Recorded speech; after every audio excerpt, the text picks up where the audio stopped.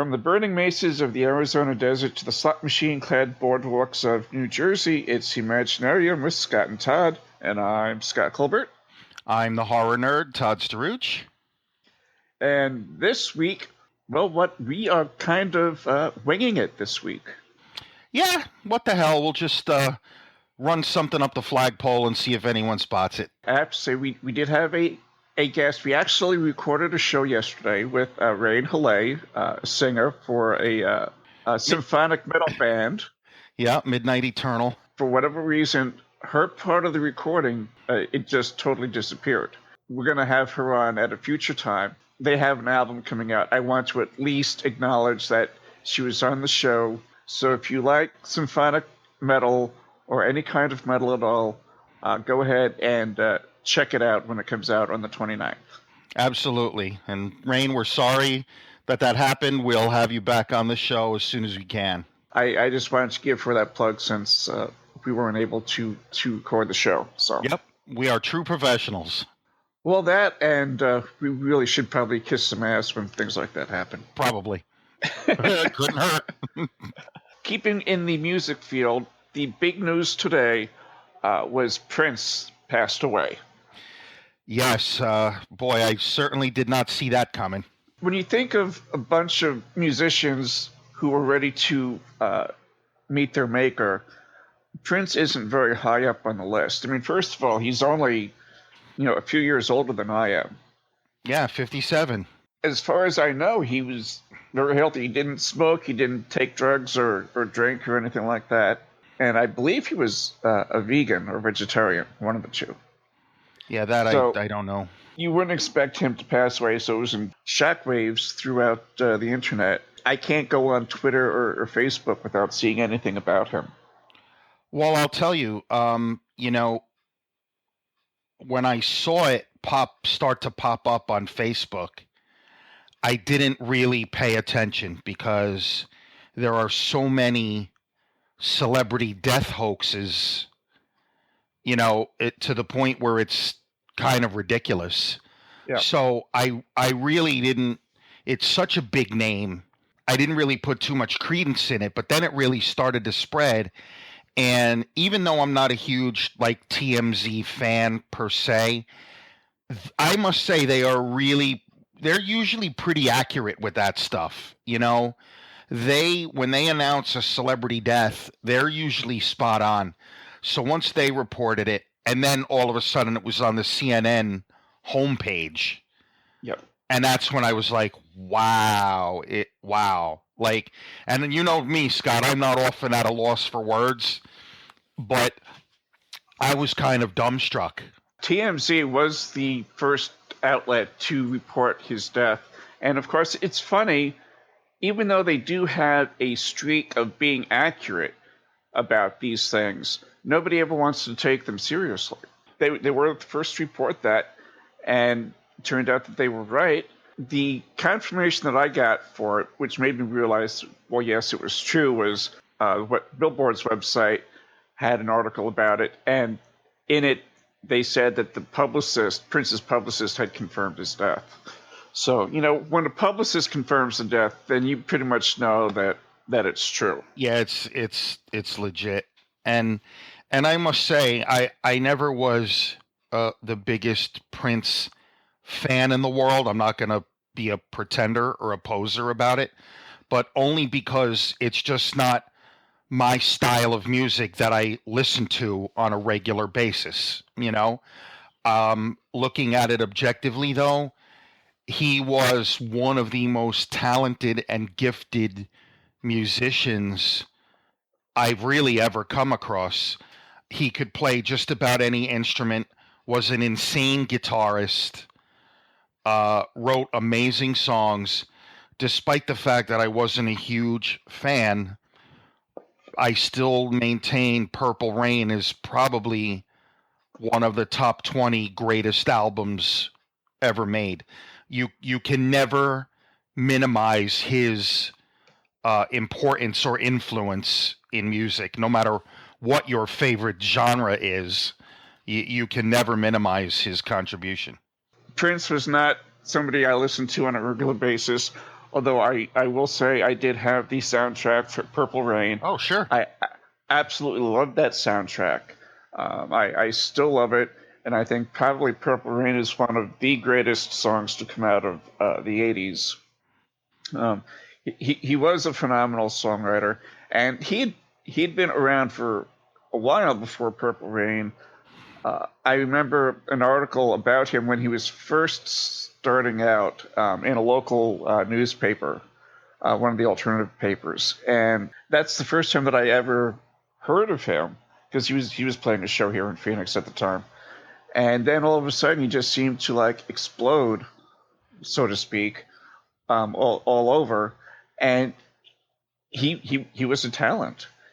You know, like David Bowie and some others who have passed, he created and he had an impact on music that's going to last far longer than any of us ever will. I agree. And he not only the musical talent, but he just had such charisma and commanding stage presence.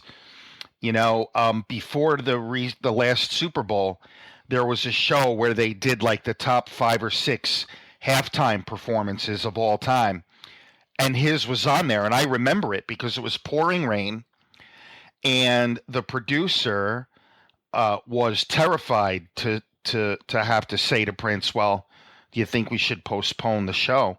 And famously, Prince said, "Postpone it. Is there anything you can do to make it rain harder?"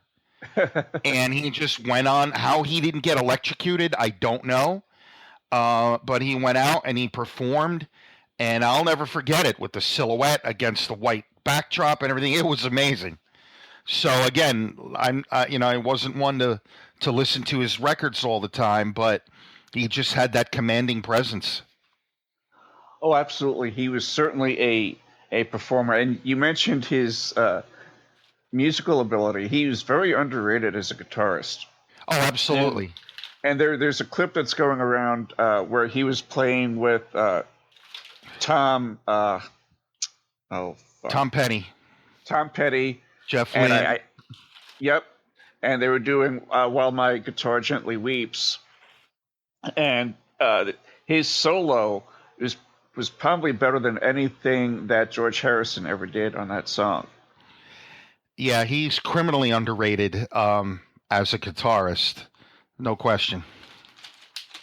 And he was really one of the first real major male singers that was very overtly sexual, but in an androgynous type of way.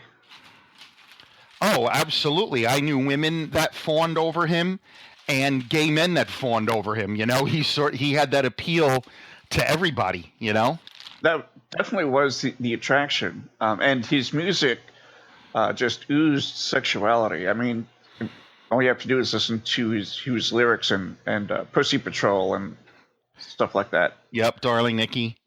Darling Nikki. The one that got him in trouble. I think, if I'm not mistaken, and I could be, it was that song played a big part in Tipper Gore's crusade against music. If not the catalyst for it, it certainly was one of the songs that she latched onto to try to push her agenda. Yeah, because I think one of the lines in it was she was masturbating in a magazine, masturbating in a magazine. And I think that for some reason that seemed to bother people more than anything else. Never mind, the sex and stuff, but don't talk about masturbation in a song. God forbid. Oh, God, no. Yeah, because nobody ever does that. Another thing about Prince is he just didn't give a fuck, He just didn't care. Like he wore what he wanted to wear. He famously went up against his record label and said, "Fine, you don't want to play my way. I'm going to change my name to an unpronounceable symbol and make you refer to me as the artist formerly known as Prince." I thought that was awesome. He just did everything his way. He's like, "Fuck it, I'm going to do what I want." And it had absolutely no impact on his sales whatsoever. He was consistently uh, selling millions of albums. Now, granted, he hadn't done a whole lot over the last few years. Yeah, and of course, all the cool kids on Facebook have to remind us all of all of that, because of course now you have the people who are bitching about that all these posts about Prince. Where have all you quote unquote fans been, for the last 10 years? Scott, you have no idea how much that kind of shit pisses me off. Yep. I'm a huge Led Zeppelin fan, but I don't post about them every goddamn day.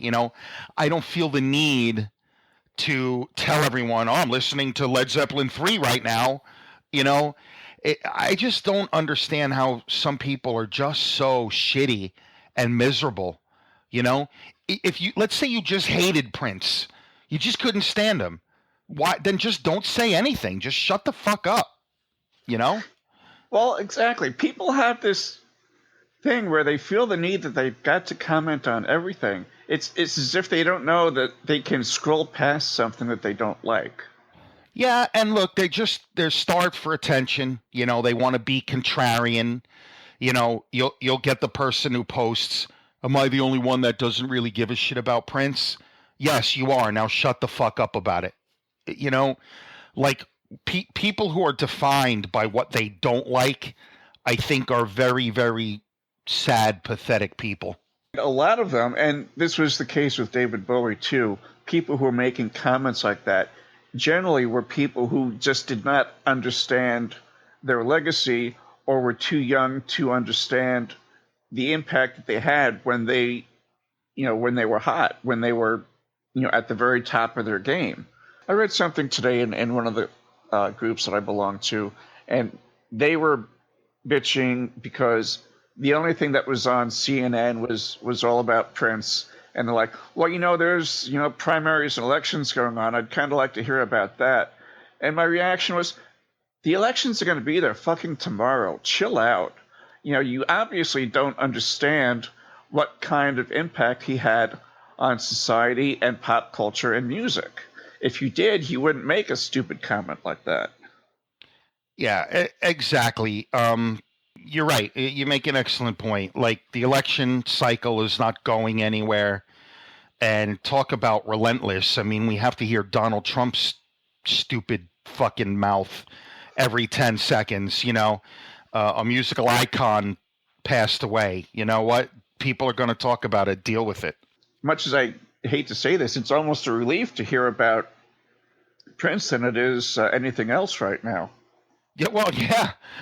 You're right. Not for nothing. It gave me something else to discuss today. And thankfully, I have a ton of friends, ton of very creative friends, like yourself, who had nothing but good things to say. And, we're like, oh, I remember when I saw Prince in '86 or whatever. And we're talking about shows, shows where we saw him live or performances, we saw him on TV or whatever. So it was very refreshing. And I'm grateful that I know a lot more of those type of people than I do the other kind, I am too. He actually, and I didn't know this until I read this earlier. He had a son who had died a week after he had been born. I did not know that. And then his wife had a miscarriage about a year later. Wow. Yeah, and didn't know that. And according to his ex-wife, that's really what broke them up, was their inability to cope with the deaths of their children. Understandable. Yeah. And I think that was right around 1996, if I remember. Yeah, 1996. It's tragic, and you just wonder, how is it that somebody like Prince at 57 can die, yet somebody, an old fuck like Donald Trump or Ted Cruz or anybody else still manages to walk and draw a breath? There's just no fairness in the world. Yeah, I think about that. And, it's funny, while you were talking about that, it popped into my head too. Like, when Bowie died, when Prince now passed away, right away people have to write things like, "Oh, well, why can't Kanye West croak or Justin Bieber croak?" And I can giggle about that. I'm the king of offensive, irreverent humor. But, and I don't know. I'm just gonna say it. To me, I don't wish death on Kanye West or Justin Bieber. I think they're both idiots. But I think that that's just ridiculous. Like, just focus on Prince and his legacy. There's no need, like, that's your go-to, is to just attack Kanye West. Stop giving that prick any more attention, please. The more that you say something like that, the more his ego gets filled, and God knows that doesn't need to be fed anymore. Exactly. So it's sad. It kind of makes you wonder who's next. Well, just real quick, speaking of celebrity deaths, while she wasn't nearly on the level of Prince, the wrestler Joni Lauer, otherwise known as China, also passed away today. And for wrestling fans, I was a huge wrestling fan for years. She was a very big deal. I met her several times. She was a very sweet lady in person. And it's sad, like, the direction her life took. She had a lot of problems in life. Went down kind of a dark path. Another one that I really didn't see coming, despite all her problems in her life. She was just at a convention only a few weeks ago. I know people who just saw her. I see pictures of her laughing and smiling with people. So I was very surprised by her passing too. I just wanted to mention it. I understand, it got overshadowed, with the news about Prince, and he is a much bigger worldwide icon. But I just wanted to mention China because to wrestling fans and a lot of other people, she was an important figure. I had met her and I liked her. So rest in peace, China, as well. Yes, and she was 45. Yeah, right? It's funny. You get to a certain point in life where you really start to notice the ages of people. And you start to think, well, they're not much older or much younger than I am. And it just really kind of makes you take a look at your own life at times. Oh, it certainly does. And a friend of mine posted something. I'm actually gonna read it because I thought it was really timely and really well said. This is a friend of mine who works the convention scene. Is a good friend of mine. I see her a lot of conventions. Her name is Rachel. I'm looking for it now. Here it is. Quote, with all these deaths, it just shows you how short and precious life is, and not to spend time being mad over trivial stuff and just enjoy life while you can. And I thought that was really well said. So I give a shout out to my good friend Rachel Lee for that little inspirational quote for today. Absolutely, and that is a perfect way to look at it. One other thing about Prince's death, and I saw this today, and it filled me with such rage. He had, according to the reports, they had to land a plane that he was on, turn it around because he was sick. And it turned out that he had the flu. And so he was hospitalized and then released a few days ago. And I saw somebody post something from the anti-vaxxers saying that the reason Prince had died was because of a flu shot. Oh, Jesus. And I thought, what a disgusting and vile piece of shit person this is, to take somebody's death and turn it into some kind of a crusade that they don't even have any facts on. It's just all their opinion and what they want to believe. And it made my blood boil that people could be so sick and twisted as to do something like that. You know what, Scott? The internet and social media have really given people like that a voice. I couldn't agree with you more. Slowly, I am teaching myself to resist the urge to reply to any of those types of posts. I Yep. used to rush right to my keyboard to respond to every one of them. And now I'm just like, you know what? I'm not even going to engage an idiot like that because I'm going to raise my blood pressure for no good reason. I'm going to get angry and they're still going to be stupid, Well, exactly. you know? Yeah. And we can get over our anger, but they're always going to be stupid. Exactly. So Exactly. Yeah.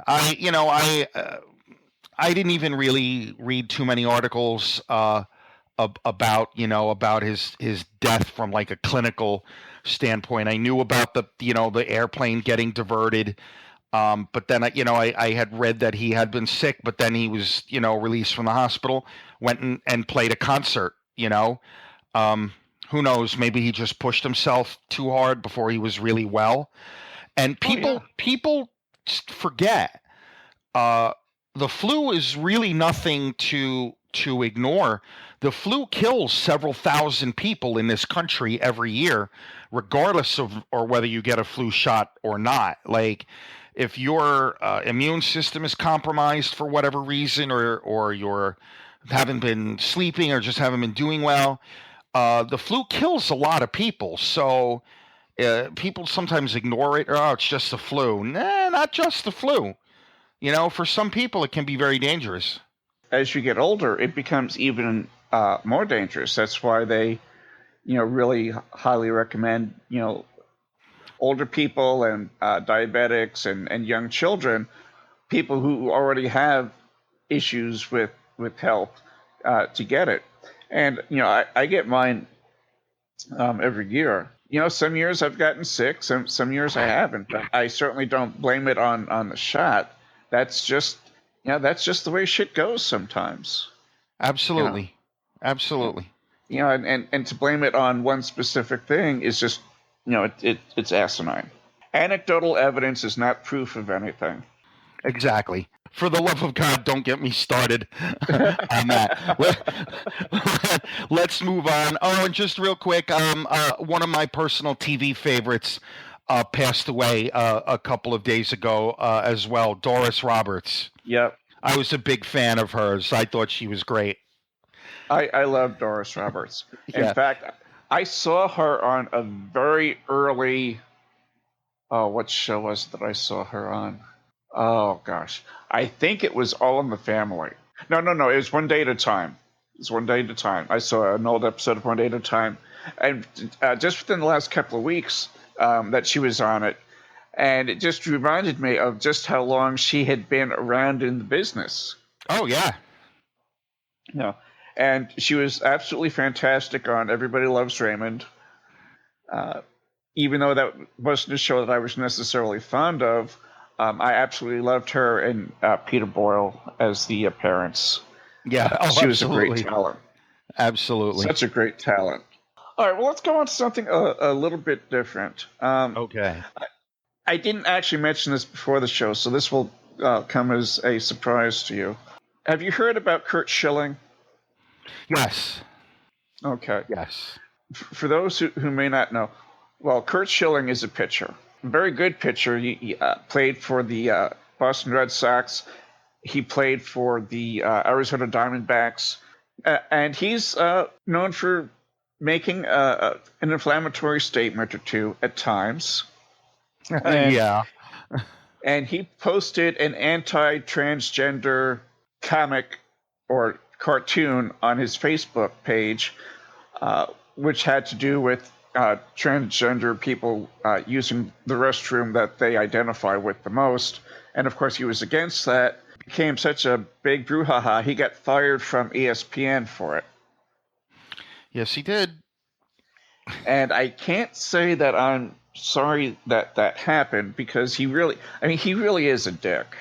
He just, from everything that I've heard, his politics aside, he's just a dick. he had a gaming company that he had started because he wanted to make an MMO to rival World of Warcraft, and ended up just being a single player game. But what ended up happening was he bankrupted the company, and not only that, he was still paying himself at the end of the life of that company, but wasn't giving his employees any money. He was screwing over his employees up until the very end of that company. So the man is a douchebag. As I said, I'm not sorry that ESPN fired him, but it makes me wonder sometimes, should employers or employees watch what they say in fear of being fired from their job? Like, if you said something on this podcast and somebody at your work heard it and they were offended by it and they took it to your superiors, and you got fired for that, would that be right? I mean, you're saying it on your own time, and no matter how vile somebody can be, they still have the right to be employed. But maybe because it's ESPN and people associate him with that network, and they didn't want to have that kind of black spot on them because they already have plenty of other black spots and shit Right. like that. This isn't a new thing for ESPN. Well, this is true. Well, Scott, I think about these kinds of things a lot, and to me, it's a very sort of gray area, if you will. I am a huge First Amendment freedom of speech advocate. Like you mentioned, okay, we do a podcast. For me, this is a little bit different. My employer is not paying me to do a podcast. I'm doing it on my own time. I do not represent. I make no representation of my company or any affiliation on our show. Curt Schilling is employed by ESPN to do baseball commentary. Now, what he did was, he sent these things out over his Twitter account, and some people cried foul over that, and there's a valid point there. I just think that sometimes people do need to be careful, especially when you have a public platform like Curt Schilling does. And I do think Curt Schilling went a little bit over the line. You're paid to give analysis about baseball, okay? No one really cares what your politics are. You have a right to them, like everybody does. And what he posted was that I saw it on Facebook too. And again, I was proud that I resisted the person. I resisted the urge to call the person a stupid fucknut for posting it, and instead I just unfriended them. It's a really caricature. It's a photo of a guy in like a really bad drag costume, Mm-hmm. And it's really over the top and ridiculous. And it says, "Oh, let this guy in. Let him into the restroom with your daughter, or else you're a narrow-minded, judgmental, unloving, racist bigot who needs to die." That's fucking ridiculous on its face, And for Curt Schilling, I'm sorry. We do live in a world where everybody's offended by everything, but some things really are offensive, There's no need to attack transgender people. It really does make you narrow-minded. In this particular case, I have no problem with what Curt Schilling getting fired. I have no problem with it. To me, it's a big difference. Like when not Howard Stern, when Don Imus got fired. If you're hiring a shock jock to say offensive things to get ratings, you can't fire him for then saying offensive things. It's just stupid. You know what Don Imus is all about. To me, there's a big difference. Curt Schilling is a sportscaster. He's not Daniel Tosh, who gets paid to say offensive shit. Anthony Nopi, or Anthony of Anthony Nopi is another one. Why would you fire somebody when you pay them to do exactly what they did? Right. You know, Right. yeah. We want you to be shocking, but don't be too shocking. Well, you can't have it both ways. You're either pregnant or you're not. Yeah, and look, I am a firm believer that humor and satire are dying out as art forms. You know, you have comedians, getting fired for things that people feel are offensive. Look, I'm not going to lie, there are certain things that I find offensive. I'm not even going to talk about them because they are personal to me. But if a comedian tends to use that kind of humor, you know what? I just don't buy a ticket to their shows. It's that simple. I just don't listen to that particular comedian. I don't get what's so difficult about that. You know, I'm not a big Lisa Lampanelli fan. I think her brand of attack humor is just not funny. So, you know what? I don't go to see her. Done. She actually follows me on Twitter. Really? Look at you. Yeah. That's it, Scott. We cannot be friends anymore. Well, that's the end of the podcast. Okay. Good night, everybody. And that's funny because I do like Lisa Lampanelli, but I also like Don Rickles too. But I think maybe there's a difference between the two, and I actually kind of think it's more of a generational thing. With somebody like Don Rickles, and especially if you go back and look at some of the clips from like the Dean Martin roasts or his early appearances on the Tonight Show and stuff, he was really, he got away with saying a lot of stuff that you definitely couldn't say today. But you know that it wasn't necessarily mean-spirited because he spread it across everybody. With Lisa Lampanelli, I think there's a hint of mean-spiritedness or something that's a little bit more bitter than what Rickles used to do, or still does, actually, I suppose. I think he's still performing. Yeah, I think so. He's one of those celebrities that I never know if they're alive or not.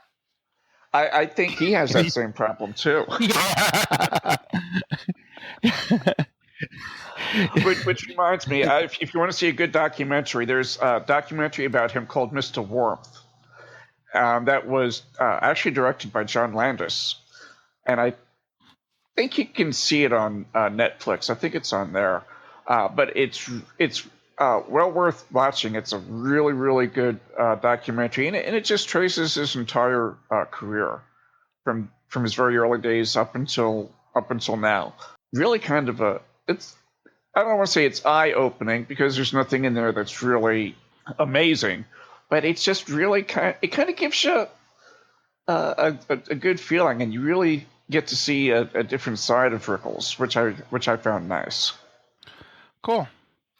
So yeah, I'll have to check that out. I'm not familiar with it. It won some awards at film festivals, and I was actually surprised that John Landis had directed it because I actually hadn't seen anything from Landis in forever. I didn't even know if he was still directing or not.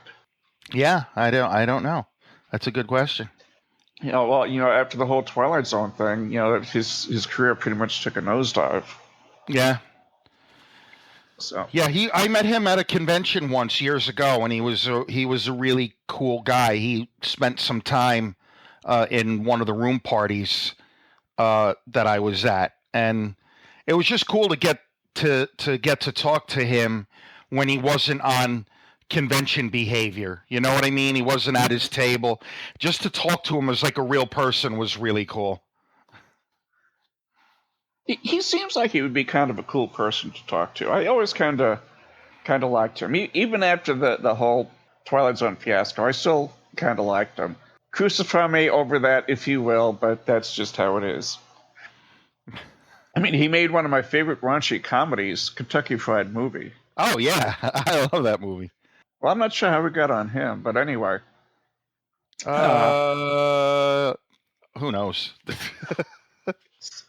Speaking of conventions, and this is something I had mentioned to you earlier before the show. Now, I'm not a member of the HWA, which is the Horror Writers Association, which is a horror writers guild. When I first started out writing, one of the things that I wanted to strive for was to become a member of the HWA. Because to me, at that time, if you got a membership in the HWA, that kind of meant that you made it, that you were a professional, that your peers respected you. Because at the time, the requirements to get into it were really pretty stringent. If you had met that, then you knew that you were on your way to becoming successful at whatever level you consider success to be. But as the years went on, there were lots of mistakes along the way, and there were a lot of potholes and politics and infighting, and there was a whole lot of problems with how the HWA would nominate novels for award ceremonies for the Stoker Awards every year. And what happened is it kind of got revitalized when Rocky Wood became president several years ago. And it was really thriving, and people were starting to change their opinion about the HWA.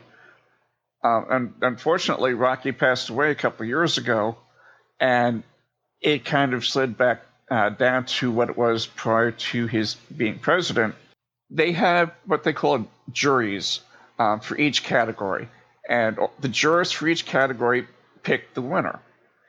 And for the anthology category this year, they had a member who had been a member of a white supremacist group in the UK for 10 years. It was basically the equivalent of the KKK. And even though he left it because they were going in directions that he didn't approve of or he didn't agree with, he still never denounced the racism and what their beliefs were. And even to this day, he still hasn't. It's more of a, well, I regret that I was in the organization, but not, I regret what I believed.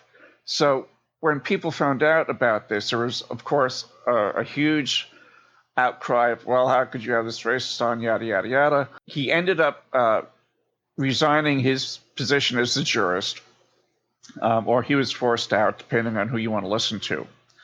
So that happened just about 2 weeks ago.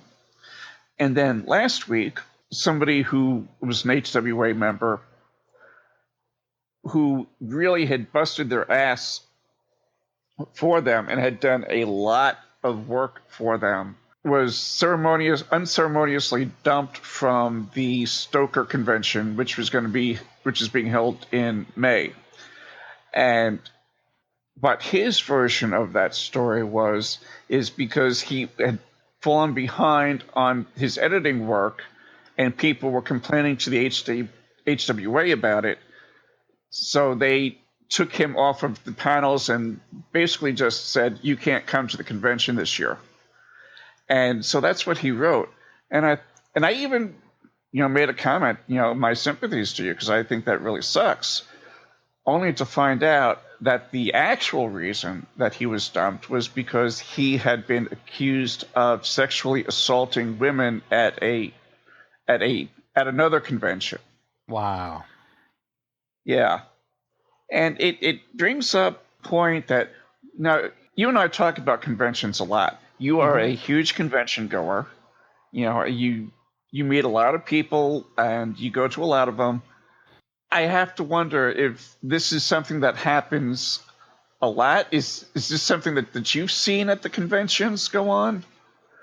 Or is this kind of like a blip on the radar? Well, thankfully, I have not personally witnessed anything on the level of a sexual assault. Having said that, I've seen a lot of shitty, inappropriate behavior at conventions. Let's face it, depending on the convention, a lot of people go to conventions looking to hook up. It's a weekend where people are in costumes, there's drinking, there's partying. And look, I'm a big fan of two consenting adults doing what they want to do. The key word being consenting, If a couple of people want to bang at a convention, what the hell do I care? I mean, have at it. But I've seen creepy behavior by guys. As you know, I have a lot of female friends who are models and cosplayers, and I see the some of the unwarranted attention that they get. Some people feel, there's the phrase, cosplay is not consent, and some people feel that if a woman is dressed in a sexy costume, that is an invitation to inappropriate touching or advances. I've seen my share of that. At New York Comic Con, there have been a couple of incidents of guys pretending to be press, and photographers trying to get cosplayers to take their tops off or whatever. So yeah, there is sometimes a dark side to conventions, and I find it very sad. Most people are there to just have a good time and to kind of escape from reality for a weekend, and they have to put up with this shit. So unfortunately, it's a sad reality that it does go on. It is. I know at the Phoenix Comic Con last year, they had notices all over the place that, with that slogan, cosplay doesn't equal consent. But they also had make sure that you, A, ask the cosplayer if it's okay to take a picture, and then B, make sure that you get permission from them to put your arm around their shoulder or their waist or whatever. Basically, ask before you touch. I thought, how sad that we as a society actually have to have fucking signs up that say that. Because men just can't keep it in their pants, and I suppose I'm going to be generalizing about men. I'm sure there are women who are equally inappropriate with the male cosplayers as well. But by and large, this is generally a male on female problem. I would agree with that, but I am glad you mentioned the reverse of that as well. There is a well-known Superman cosplayer who, he wears the sort of the golden age, blue tights, red shorts, boots, the typical form-fitting Superman costume. And there's a famous story where, someone ran across him, and he's just standing in the corner, like with his head in his arm against the wall.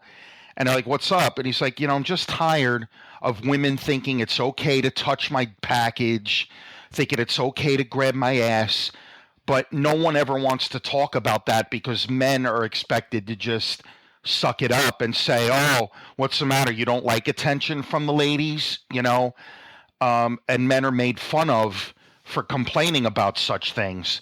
And his attitude was like, "I just want to have fun at a convention. I have little children running up to me thinking that I really am Superman, and that's the part of it that I love. So, no, it's not okay to touch me inappropriately. I don't care if you're a woman, it's still not okay."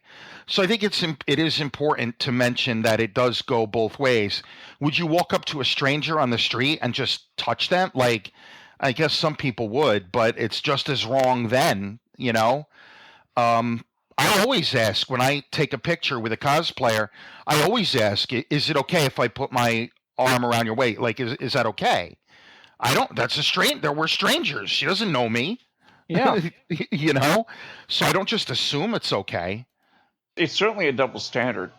I remember years ago, there was a TV movie with Richard Crenna, which shows you how long ago this was. I'm saying Richard Crenna like people would know who the fuck he is now. I know the movie you're going to mention. Yep. And he plays a man who was raped. And the entire movie dealt with the issue of male rape. And that's actually not something that you hear about a lot, or if you do, it's in kind of a joking manner, generally like prison jokes or something. Fact is, men get raped, whether by women or by other men. It happens, and it's just as severe as women being raped. But yet people don't want to talk about that. They think because a man is particularly if it's a woman on man rape, or even better, if it's a female teacher molesting or having sex with a student. Uh, for whatever reason, there's a lot of that goes on in Arizona here. It seems like every month that there's a female teacher being arrested for having an inappropriate relationship with students, and they find out because generally there's you know video on their phone of it because they're that fucking stupid. Yeah. But you read comments on those stories like, well, what's there to complain about? I wish I had a teacher like that. But yet, if it was a man doing that with one of these guys' daughters, it would be a different story. Oh, absolutely. I have had this debate, and I give up having it because I lose the argument every time. That and I have friends of mine that have freely admitted that they have a double standard about it. Like, oh, if a female teacher had sex with my 15-year-old son, I'd probably give him a high five. But if a male student had sex with my 15-year-old daughter, I would shoot him. And I'm like, well, what's the difference? It's still an adult committing statutory rape against a minor. So our boys just expected like to just handle it. And to me, it furthers the stereotype that all men are just sort of sexual predators who are just looking for it all the time, just looking for ass all the time. And I make no qualms. I have a huge problem with it. I don't think it's funny. I do think it's a problem, and I don't think we should just laugh it off and say, oh, well, it's every 15-year-old's fantasy to bang the teacher. And you know what? Maybe it is. I don't know. I don't know. But that doesn't make it okay. It's still it's still statutory rape. And I have a big problem with the double standard. Oh, I do too. Particularly when you look at what kind of jail time they get. As a general rule, from what I've seen, women either get a few months in prison or probation, and then of course they have to register as a sex offender, and that's it. But if a man does it, then they get years of jail time. So we talk about a justice system, but there's really very little justice in it, and Yeah. and it's unfortunate because men aren't going to be willing to talk about it. Well, I mean, first of all, men don't want to talk about being raped to begin with because that's a big hit on their masculinity for a lot of them. So there's a lot of that type of psychology to work through, and God forbid that you actually are able to talk about it, then people are either going to be derisive about it, not believe you, or just look at you funny. So you really can't win. People talk about men and their machismo and misogyny and bitch about and complain about men all the time. And I'm not saying that this is an excuse or a justification, but people forget that men are expected to be a certain way from a young age. Like when you fall down as a small child and you start crying, it's like, oh, suck it up, don't cry. Men aren't supposed to cry. We're trained to be the dominant, strong ones. So then when there is a sexual assault against a man or domestic violence, say, against a man, like something like 40%, I'm going to be off on the numbers, but it's a high number of like domestic violence assaults are committed by women against men. But men are expected, well, you're supposed to just take it, you're supposed to be a man and just take it. And I'm like, no one should commit violence against their partner, period. It's not okay. Like your female partner hits you in the face with a frying pan. That's not okay. Yeah. But men don't report it because you're right. They get shamed for it. I'm sorry, if somebody hits me in the face with a frying pan or they give me a swift kick in the nuts, I'm not just going to be able to walk away from that. I don't care who it is. Your natural inclination is to defend yourself. Oh, listen, I do not. I'm saying it here publicly, and I've posted about it before. People scream about equality until it comes back to bite them.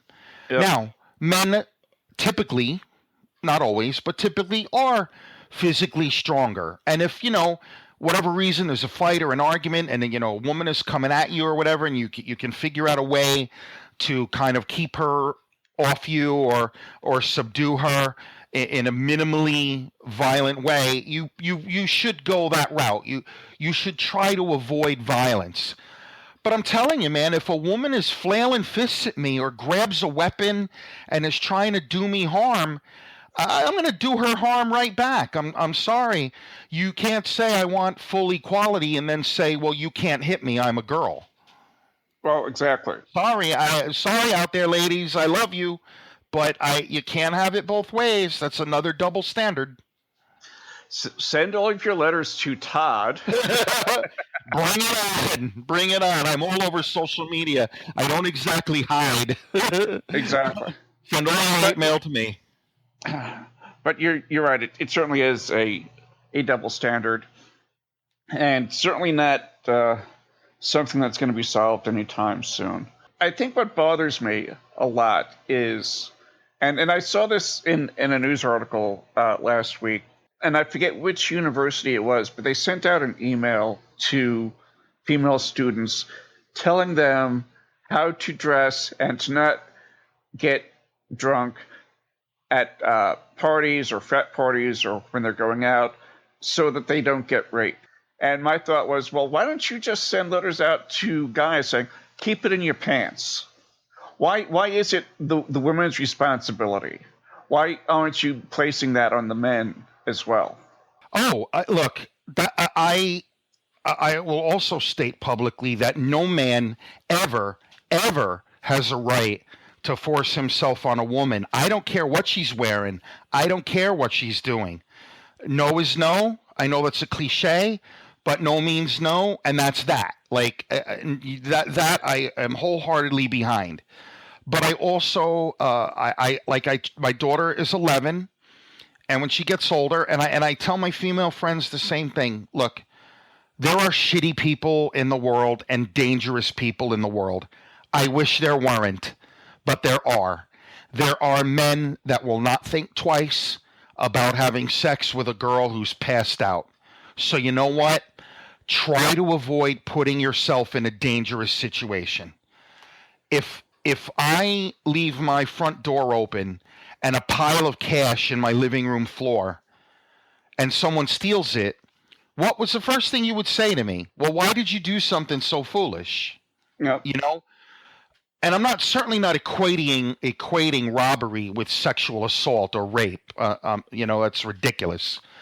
But I'm just saying there are bad people in the world. So try to protect yourself. Don't get so wasted at a party that you're not in control of your faculties. If you go to a party, go with friends, keep an eye on one another.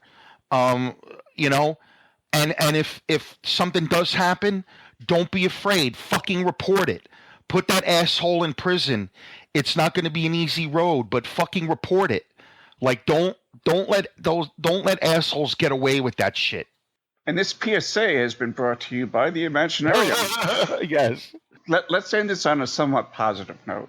This being recorded on the 21st, and tomorrow, the 22nd, will be my mom's 75th birthday. And I can say her age on here because she never listens to the show. So, yeah. Honesty here, I had a whole spiel that I said about this on the show yesterday when we recorded it, and I don't have it in front of me. So I'm just going to say my mom has been through a lot in her 75 years, and certainly having me has been an albatross around her neck at times. But she has always been there for me. And I love my mother to death. She's probably my best friend. And I just am going to wish her a very, very happy birthday. Yes, happy birthday, Scott's mom. And on that note, hopefully we will have Grant on in the very near future. Yes. And once again, her album drops on the, her band's album drops on the 29th. And Yes. it's self-titled, and you can get it on iTunes and Amazon and everything else like that. So check it out. And I'll even put links to the YouTube page and her Facebook page. Cool. So she'll get some of that goodness coming from us. And I'm so sorry, Rain. Don't blame it on me. It wasn't my fault this time.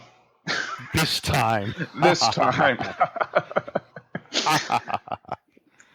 And on that note, if you like the Imaginarium, go ahead and leave us a review and rate us on iTunes, and check out the other podcasts that we have on the Supernauts Network at thesupernauts.com. And until next time, may all of your journeys be filled with pure imagination.